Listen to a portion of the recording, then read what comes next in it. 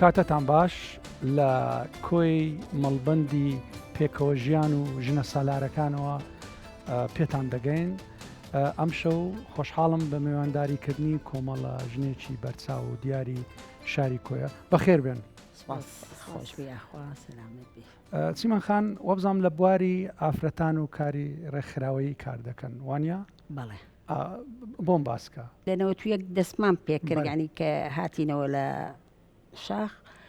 لە پاژراپەڕین لە شاری دەستمان بۆی کرد بە بیدایەت. کارەکە لە سەرەتا گران نەبووەتە مەسەڵەن طبعاً خەرکەکە تازە بوو، شتەکی نامۆ بوو بەڕاستی بەنسبەت ژنانەوە بە زۆریشیان پێخۆش بوو، بەڕاستی هیچ فەرقمان نەبوو، هەموو بەیەکەوە کارمان دەکرد تا ئێستا بەردەوام و هەتا ئێستاش هەر بەردەوامی دەستت خۆشبی. پەیمان خان وابزانم بەڕێزت لە 9 ساڵیەوە ئیشت کردیە؟ بەڵێ ئەوم لۆ بژێرەوە. وڵا لە نۆساریەوە کە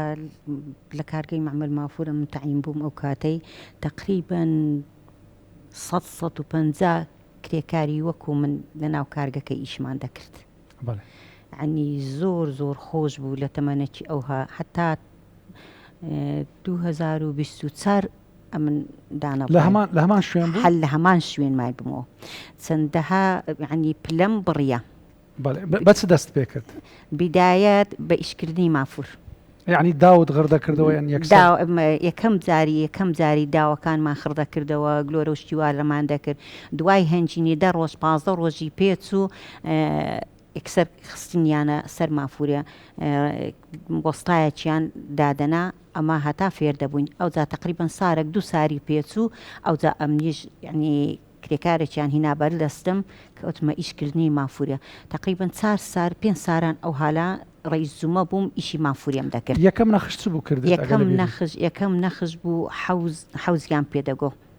حەوز بوو دەمان کرد، زاویە و شتیشی هەبوو، هەموو مافورەکانیش داوەکانیان سۆر بوو. ئەو دەمای مافوری وەکو ئێرانی دەکردرا، ئەوانەمان ئیش دەکرد. دوایە ئەمن زۆر ئەوە بووم نەژرێم مەحتی خۆم دەکەم، زۆر زیرەک بووم، ئەمنیان دانا هەریان ستاندم، گوتیان ئەتوو دەبی بیدایەتی مافورەکەدا دەندرێتن بوومە عامل تەزدیە. تقریباً چەند سارەکیش لە تەزدیەی ئیشم کرد. دوای هەنجینی کرامە مراقیب پێ بەسەر ئێستا دێنەوەکنێت ئێستا دێنەوە سەر ئەو یادوەری خۆشانت. فەنەخام بەڕێز وەکو ساڵاکوانێکی لە بواری ئافرەتان وانە بەڕێزیشت هەر لەو ماوەی دەست پێ کرد؟ بەڵێ میشە لەو ماوەی، بەڵام کە باس لە ژن سالاری کرد و باس لە ژنان کرد دەمێ بڵێم کوێ ئەو شوێنەیە کە منبعی هەموو ئەو کارە جوانانەیە کە ژنیشتوانێتی خۆی تێدا بینیتەوە. ئەو شوێنێکە ئێستامە لێ دانیشتنێ شوێنێکە بە ناوی ژنێکە کە یەکەم کەس بۆ چویتە قوتابخانە لە کۆیە.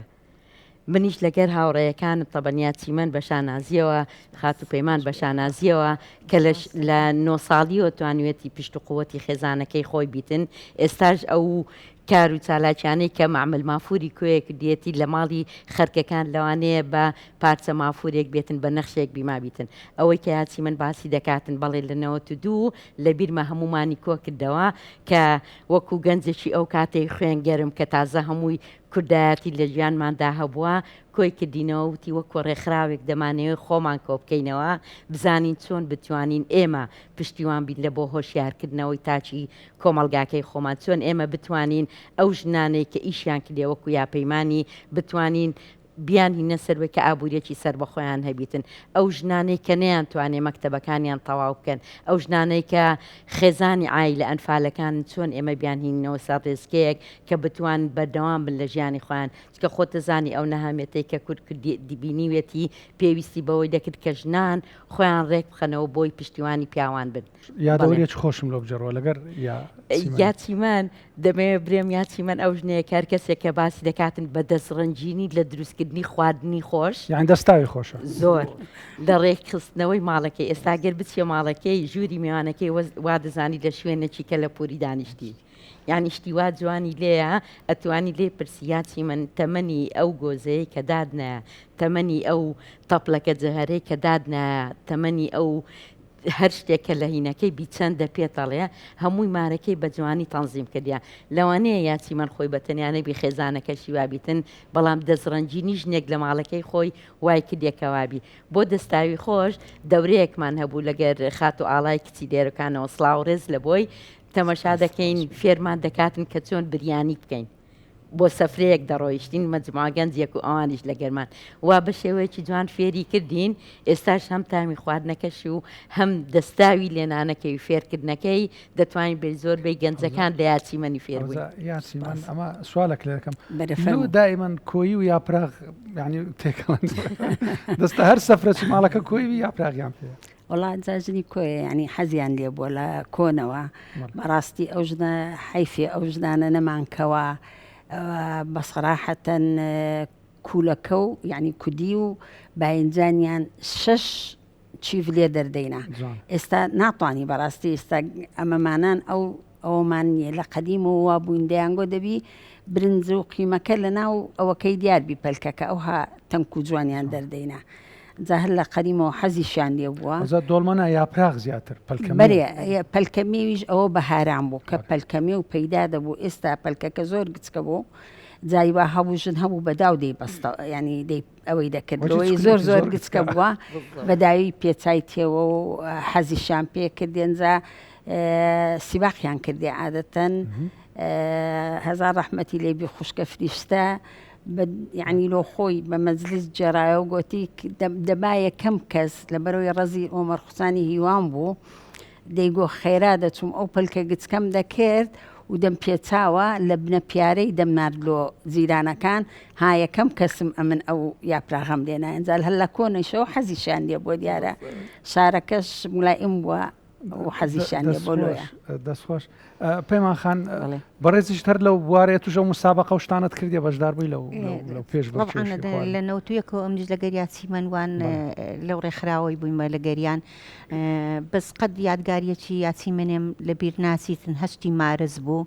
لە خۆی تووشی ئەو نەخۆشیی بوو لە ئێرانێ بوو تەلەفۆنی لە بۆمە کرد گوتی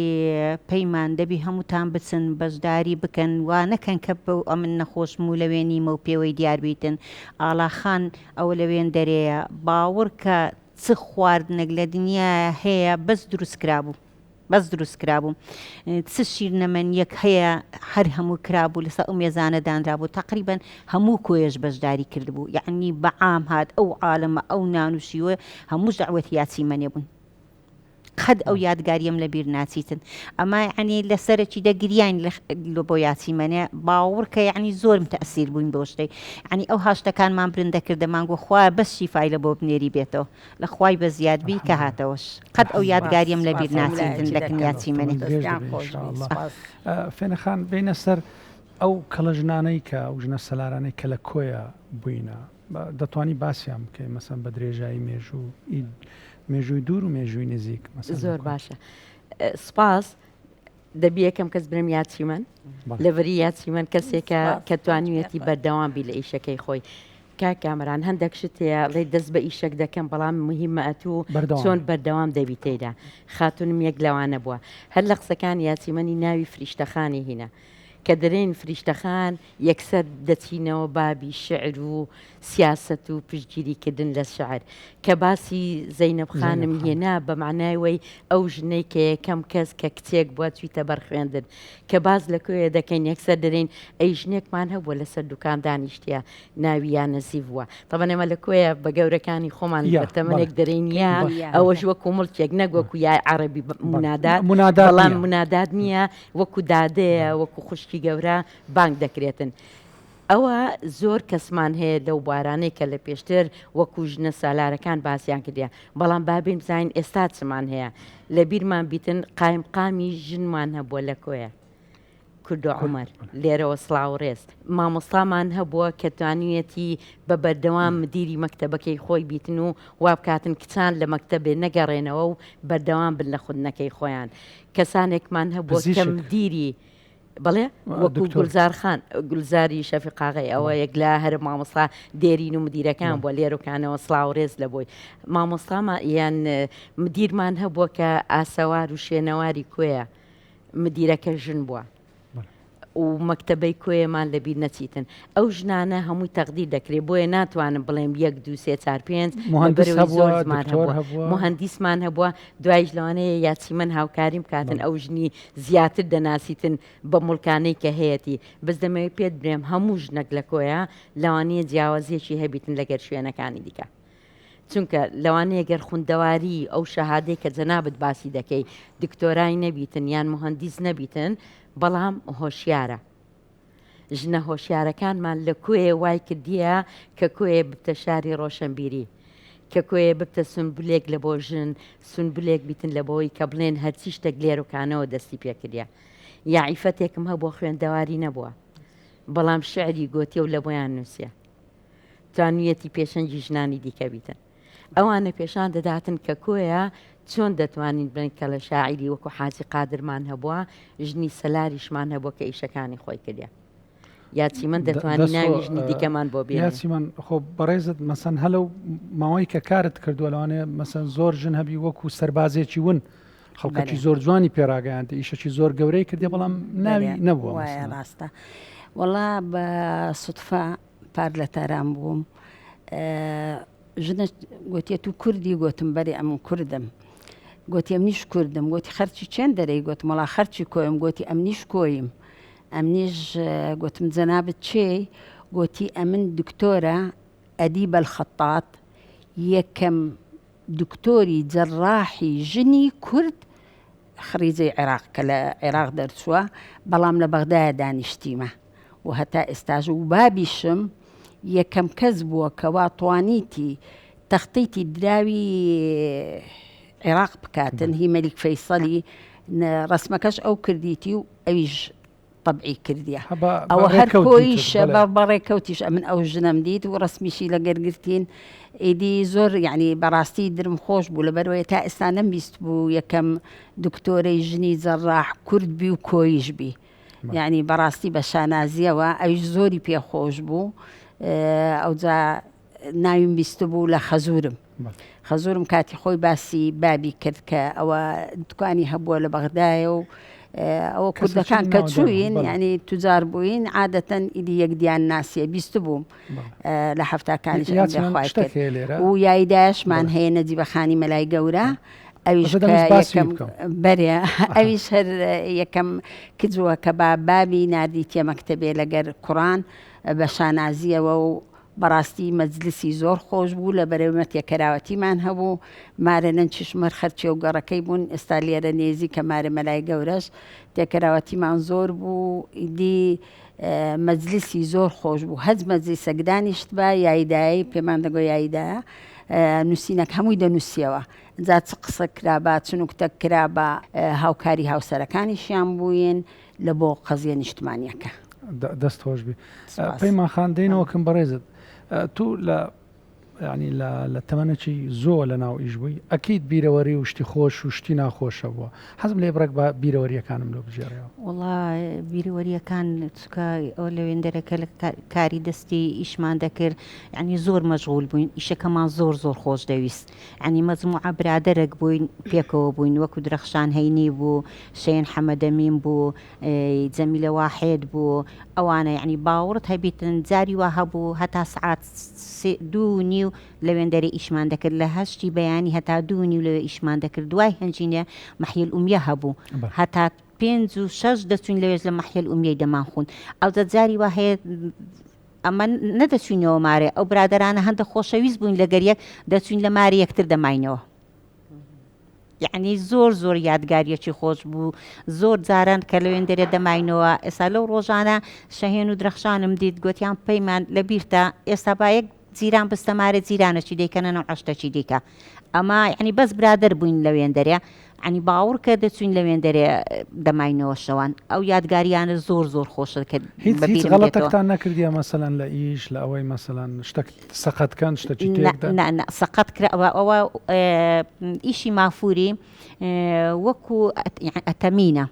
ئەو ئەتەمینە کە تەماشامان بکرد بە یەک دنگ غەرت بوو بە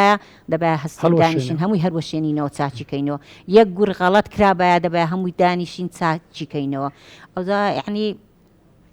لە 96 ئەمن کارگەچی معمەل مافورم لە سلەیمانیە کردەوە بەخۆت لۆ خۆم خولی خۆم 4 کرێکاریشم لەگە خۆم برد بووینە 5 نەفەر دوای لە ئاخیری داوای کرێکارێکی دیکەشم کرد باوەڕ کە ئێستا معمەل مافورەکەی سلەیمانیە لە ئیکۆیە گەلک تەتەوەرترە. دەستت خۆش بێ پەیماخان. بەڕێزی فێنەخان بینە سەر یادەوەری و یادگاریەکان بەرێ هەندێکم لۆ بژێڕەوە. لە منداڵ پارێزی بەریتانی بووم باسییان لەوەی کرد کە پێویست دەکاتن ئەو ژنانە باسم لە خێزانە ئەنفالەکان کرد لێرۆکانە سەری ڕێز لە بۆوانەی کە نەمان و لە بۆ خێزانەکانە ئینشاڵە ئەوان ئەمریان درێژبی باز لەوەی دەکراتن کە باگراوندی تەندروستیشم هەیە ئەوانە گوتیان خۆڵێکیان لۆ بکەنەوە کە چۆن خۆیان بپارێزن لە نەخۆشیەکان و ئاگیان لە خواردنەکانی خۆیان بیتن ئەوە باسی 96 لۆ دەکەم من باسم لەوەی دەکرد کاربۆهیدرات ئەو هایە پرۆتین ئەو هایە نیشاستە نازانم چی ئەوانە یەک لە ژنەکان هەستاوە گوتی ئەرێ دکتۆر ئەتولو ئەو شتانم لە باز دەکەم چ زوانم کاربۆهیدراتیە گوتمەم پێت نارێم کاربۆهیدراتی بناسە بەڵام ئەم پێت دەرێم کە نیشتێ دەخۆی ئەوەی تێدایە کە هێلکەی دەخۆی پرۆتینی تێدا ئەوە دەبی تۆزێک لە شتەکانی خۆمان هۆشیار بکەینەوە بزانین بەسکە ئەو پرسیارەی کرد جەڕەسێک بوو لۆی بزانی ئەو کەسانی کە قسەیان لە بۆ دەکەی لە چ ئاستێکن ئایا هەز نەکەی ئەوەی کە قسەی بەرامبەر دەکەی لە بۆ هۆشیارکردنەوەی توی لەوانەیە زانیاری پێبێ بەڵام گفتوگۆکردنەکان وا دەکا کە چا دەورە تێبگاتن شتە ئەوە بەخۆشی وەرگدەوە بەڵام کە باز لە ناخۆشیەکان دەکەی هەرەگەر باز لە خێزانە ئەنفالەکان بکەین باز لە نەهامەتی خۆی دەکرد باس لەوەی دەکرد کە ژنێک چۆن بتانی 5 منداڵ لە دوای خۆی بەخێو بکاتن بەڵام ئەو ژنە لێرۆکانەوە ژنی زۆری وامان هەبوو ناوی یالیمۆیە خۆی کردە ئەنجومەنی ژنانی ئەنفال لە کۆیە لەگەر مەجموعەیەکی تر لە ژنانەکان دیکە وەکو یا ڕۆناکو وەکو یا ئاوات و چەند کەسێکی دیکە ئێستا بە شانازیەوە دەبینی ئەو 5 منداڵی کە ترسی هەبوو بەخێویان بکاتن هەر 5 بوونە دکتۆر دەزانیەوە چەند خۆشتە چەند شانازیە کە برەی ژنان دەتوانن ئەگەر پشتیوانیان هەبی زۆر بەقوتن ئەگەر پشتیوانیشیان نەبی خۆیان دەتوانن استراتیجی خۆیان دابنان و ئیشەکانی خۆیان بکەن و جارێکی دیکەش بووم بە کامیرەمان لە بەرەوەی تەسویر و کامێرەومەن باسمان لەوەی دەکرد کە کو دایکەکە توانیویەتی مناڵەکەی خۆی پارێزێتن بەڵام منداڵێکیش باسی لەوەی کرد ئەی ئەگەرە من بابم ما بە ئێسان لە چه مەرحەلەکی دەبووم و نەشی دەزانی بابی مایان نەمایە چکە 96 ئەنفالەکان دیار نەبوون لە چێن ئایا ڕوفاتیان هەیە ئایا ماین ئایا لە زندانیەکانن ئەوە زۆر ناخۆش بوو هەتا ئەو تەسویرەمان کرد و هەتا تەرجەمەم دەکرد لە بۆ ئەو بیانی کە لە گەرمان بوو بەریتانی بوو ئەو دەجار گریابی ئێمە زیاتر گریان ینی هەندێک شتێ مەساویە بیجێڕینەوە بەڵام کە تەمەشا دەکەی ئەلحەمدولیلا ئێستا مادام ئەو قۆناغانەمان هەموو بڕیە شتێکی دڵخۆشتکەرە بەڵام دەبی هەوڵش بدەن کە زیاتر بناسرێن درێتن ئەو نەهامەتانیە بگەێنین و دەبی ئەو ژنانەشمان هەر لەبیر بیتن دەبی ئەو پشتیوانی ئەو پیاوانەشمان لەگەر بیکە ئەوانەیان کردیا دەست خۆش یاچیمان بینە سەر هاوڕێتی و بیرەوەری خۆش و شتیوە ئەگەر لۆم بژێڕیەوە مەسەن ئەوەندە ساڵە لەو بوارەی کارت کردیە ئەکیید قسەی خۆش و بیرەوەری خۆشە وڵا بەنسبەت ئەوەی کە لە 6/12 93 بەڕسمی ینی پێشتر هیچ کە بەشداریمان کرد و شوێنمان نەبوو ئەوانە ئیتر دەست بەکار بووم لەو کاتەوە بەڕاستی لەگەر ژنانەکی زۆر لە هەموو جۆرەك لە هی خوندەوار و لە هی نەخوندەوار و ئەوانە تێکەراوەتیمان زۆر بوو خۆشەکەی لەوەی دابوو کەوا ئەو ژنانە ئەو کاتی ڕێکخراوە بیانیەکان زۆر هاوکارمان بوون کە دەورەمان لۆ دەکردنەوە لە کۆتایی خولەکاندا هەموو شتمان بەسەردادا بەش دەکردن ئەو کاتەش بەڕاستی نەهامەتی بوو شت نەبوو وەکو فێنەکان ئیشارەتی پێدایالی مۆ یەک لەوانە بوو کە لەکرمان بوو بەڕاستی زۆر بە جوانی ئەو مندارانە و دەیانی دیژوەچیوی بەرام ئەو لە مەرکەزی یەکەم بوو دەتوانین برین لە بەرەی هەموو مندارەکانی گەیاندا قۆناغەکی زۆر باش و تانیان هەمویان ببنە دکتۆر هەم کچیشی و هەم کوڕیشی ئێستا لە سلێمانینە و لەوێژ دەوام دەکەن ئیدی دریان زۆر خۆش بوو کە ئەو هاکاریانیان وەردەگرت ئەمەش هەر یعنی بەڕاستی هەمومان هەموو ستافەکە دری زۆر خۆش بوو ناخۆشیەکەی لەوەی دابوو جاری وا هەبوو عەدەدەکە مەحدود بوو دەیان هێنا مەقسەد برین 135 ژن بەشداری کرد ئەوان 120 ئەوەیان هێنا بوو کەلوپەلی مەچینە و شتیان هێنا بوو لە بۆ تەوزیعکردن ئێخوایەتیان لێ بدەیان گۆ یاچی منەمە چ بکەین وتم وەرن ئەوانمان هەموو لەکە خۆمان کارگەچی گچکەمان دانا هەمومان تەعینکردنەوە هەموو بوونە خەیات ڕۆژانە جلگە دەدروالۆ ئەو کەسانێک کە بیان هێنا بەدەیان دوری هەروەها جلمان لۆ کوڕ و کچی ئەنفال لۆ مەکتەبێ کردەوە هەر نەزەمەکە لۆ خۆی قماشی هێنا و ئیدی لێرە لەکە خۆمان درویمان هەمهی کچان هەمی کوڕانی شەروار و قەمیس خەیاتی زۆر باشمان هەبوو ئەوە شتەی زۆر جوان بوو هەروەها بە بەردەوامیش هەتا ئەو سارانەی ئەخیش ئەمە بەڕاستی ئەو ڕێکخراوە بیانیانە لە هەموو بوارەکان لۆ شاری کۆیە هی دورمان بووە چ هی خەیاتی بووە چ هی قژبڕیم بووە ساڵۆم بووە چ کۆمپیوتەر بووە هەمووی دابەشکرایە چ ئەشیای بیناسازی ئەشیای فیتەریە یعنی ئیدی لە هەموو بوارەکاندا کەلوپەل هاتیە و تەوزیعمان کردیە بەسەر کچ و ژن و پیاویش لە شاری دەستان خۆشبی پەیمان خان بە چەند وشەیەک باس لەو هاوڕێتیە جوانەی نێوانتان بکە وەکو بە چەند وشەیەک ینی ئەو هاوڕێتی چۆن دەبینی دڵسۆزی خۆشەویستی وەڵی کاکە گیان وەصفیان ناکرێتن بە هیچ وشەکی ئەوەندە خۆشەویست و گەورە بووینە لەکنەمە بە تایبەتی یاچی من فێنەخان ئەوە ینی وەصفیان ناکرێتن بە هیچ نەوعچی ئەوەندە ڕێک و پێک بووینە بەڕاستی فێنێک خان یا پەیمان دەڵێ وەصفیان ناکرێ تو بە یەک وشە ئەو وەصفم لۆ بکە بدەرێم ڕێزدار و خۆشم دەوێن دەستان خۆش زۆر بەڕاستی ڕێزدارن زۆر سوپاس بۆ ئێوەش کە لەگەڵمان بوون تەندروست بن